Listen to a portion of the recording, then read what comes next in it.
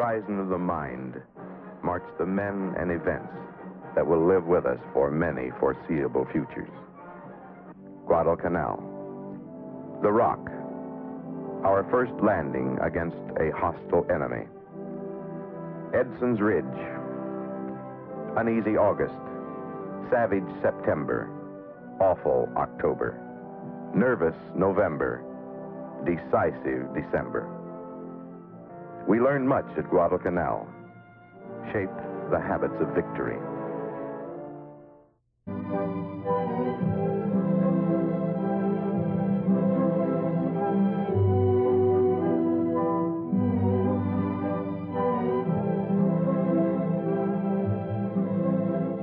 Poured from some 100 factories, reaped from some 1,000 farms, spewed out in fantastic abundance by American labor and machines. The supplies for war are heaped upon an island base in the South Pacific. All the world knows its name, Guadalcanal.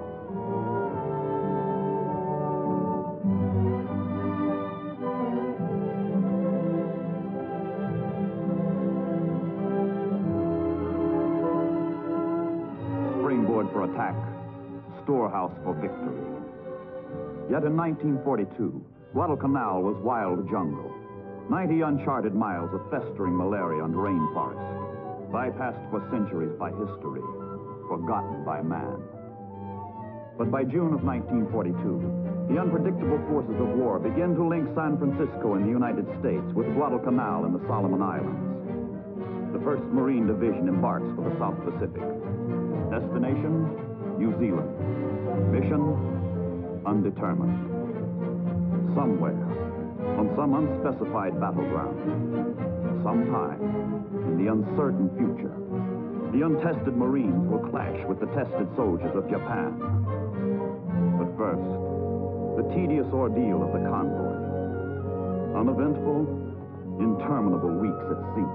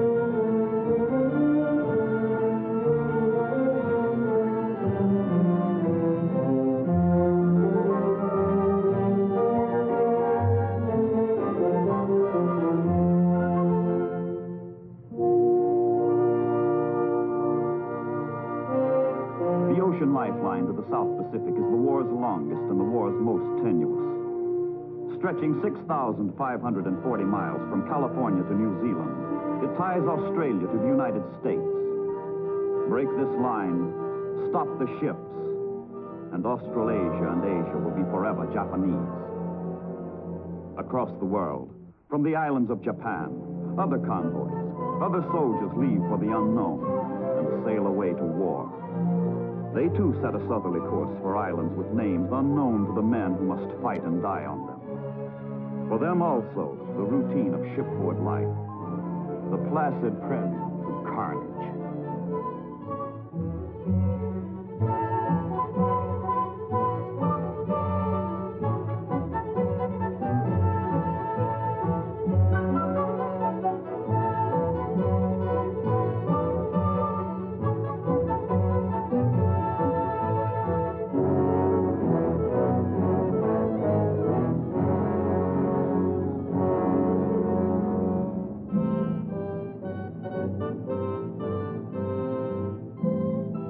After the conquest of Rabaul and the Bismarck Archipelago, the Japanese push down the Solomon Islands.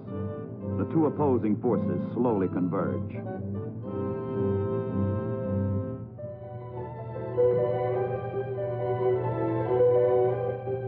Early in July 1942, a lone American plane sets in motion a chain of events which will bring those forces together at a place which neither side has foreseen nor planned. On obscure Guadalcanal, air economy. New Zealand lies in the shadow of the Japanese advance. For the United States forces stationed there, little time remains to enjoy the cordial hospitality of a sincere ally.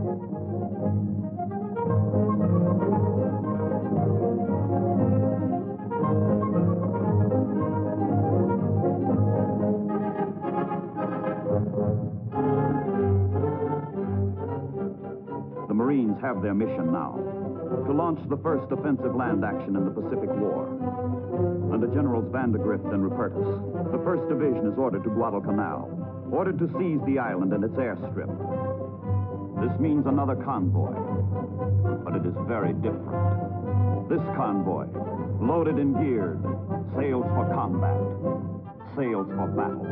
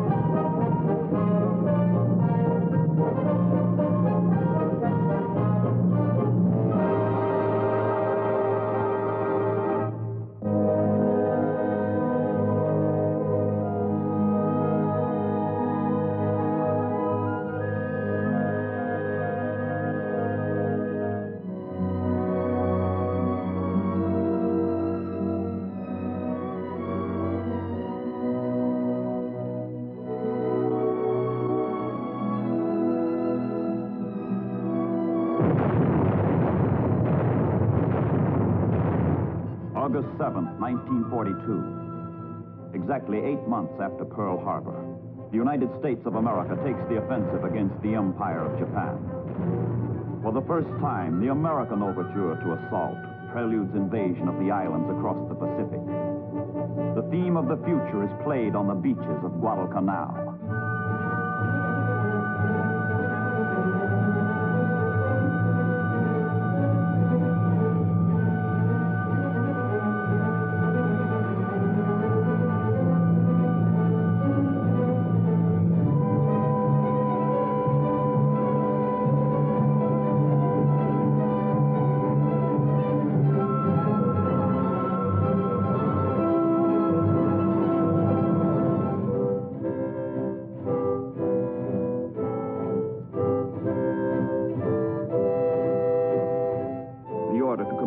Has been given. Land the landing force. The day of hit and run in the Pacific is over. The hour of hit and stay has come. The first American amphibious operation in World War II is enacted like a dress rehearsal. Bombardment has driven the enemy off the beaches. The Marines walk ashore, into the island.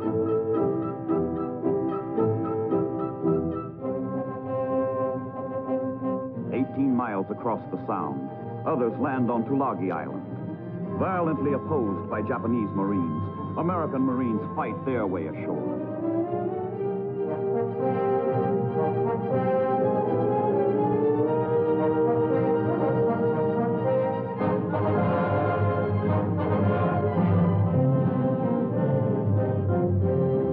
And in the air, the Japanese strike back swiftly, strike back hard. Bombers from Rabaul hit American transports before they can unload supplies vitally needed to sustain the landings. Damage to the transports at sea means near disaster to the Marines ashore.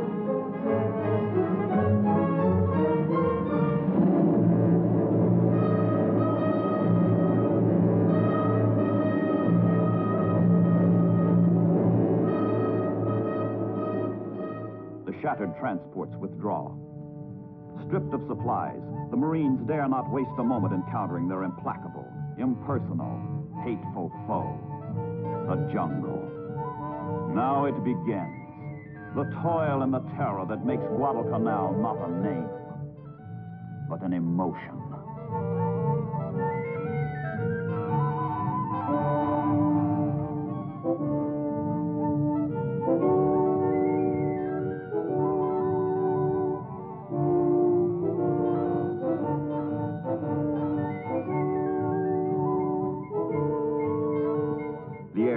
Taken the day after landing, and the Marines christen it Henderson Field to honor a fallen buddy. Their own gear destroyed, the engineers used Japanese equipment to prepare the field for the first American plane.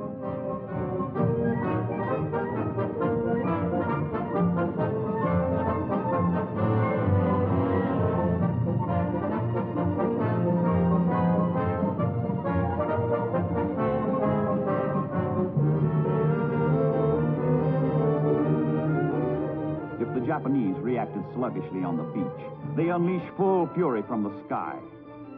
Their own field now menaces their own flank. They go all out to destroy it first, planning to retake it later.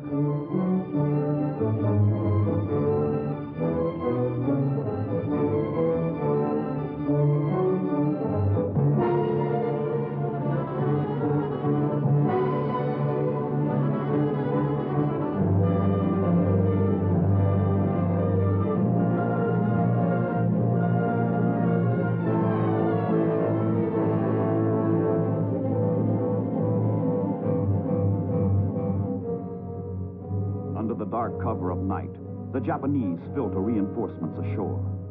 Special landing troops, Imperial Marines, crack units.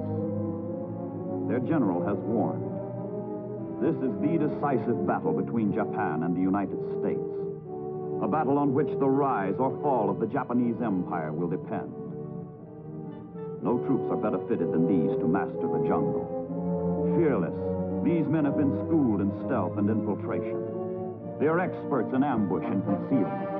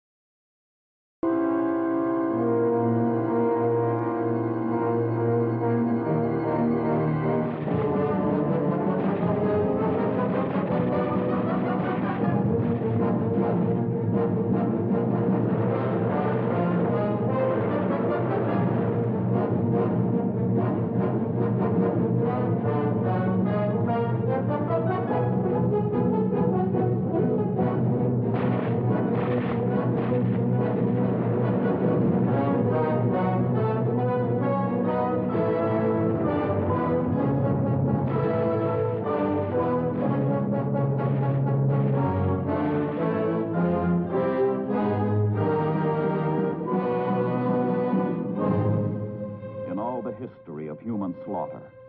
Few troops have ever endured such scourging as the Marines on Guadalcanal.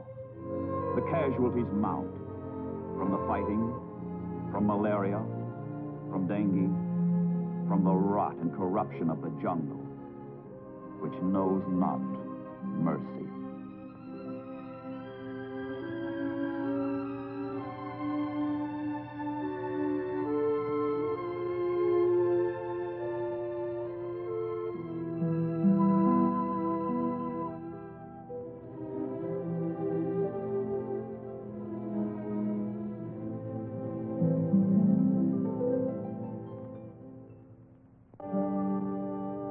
Rising sun. Throughout their empire, throughout newly conquered Southeast Asia, throughout the South Pacific, the Japanese pause out of respect for their symbol of national superiority. Theirs not to reason why. Theirs but to do and die. And die they will, and die they do in a series of the most terrible sea battles in history. Down from their island fortress to the north, Rabaul, comes the Imperial Japanese Navy with timetable regularity, the Tokyo Express. But sailors of the United States and Australian Navy sacrifice their blood for their brother Marines, who cannot hope to control Guadalcanal against an enemy who controls the surrounding seas. The Japanese come down the slot of water between the Solomon Islands and head for the sound called Iron Bottom, because it is strewn with the hulks of dead ships, the bones of dead sailors. The Battle of Savo Island, the Battle of the Eastern Solomons, the Battle of Cape Esperance, the Battle of the Santa Cruz Islands, the Naval Battle of Guadalcanal, the Battle of Tassafaronga, the Battle of Rennell Island. Nights of inhuman ordeal and defeat. Nights of more than human valor and victory.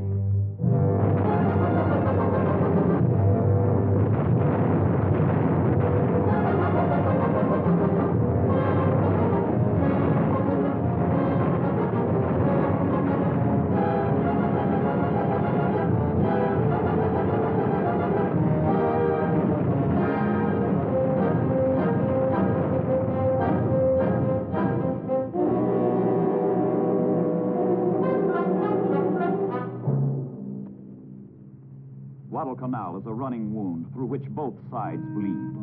A hemorrhage of naval strength, of men, of materiel. And on Guadalcanal, another march. A march of grim men, old young men. A march of men leaving purgatory. The 1st Marine Division is being relieved. What's left of it. And on a lonely grave at Lunga Point, there is a prediction about the Marine who lost his youth. That when he goes to heaven, to St. Peter he will tell. Another Marine reporting, sir. I've served my time in hell.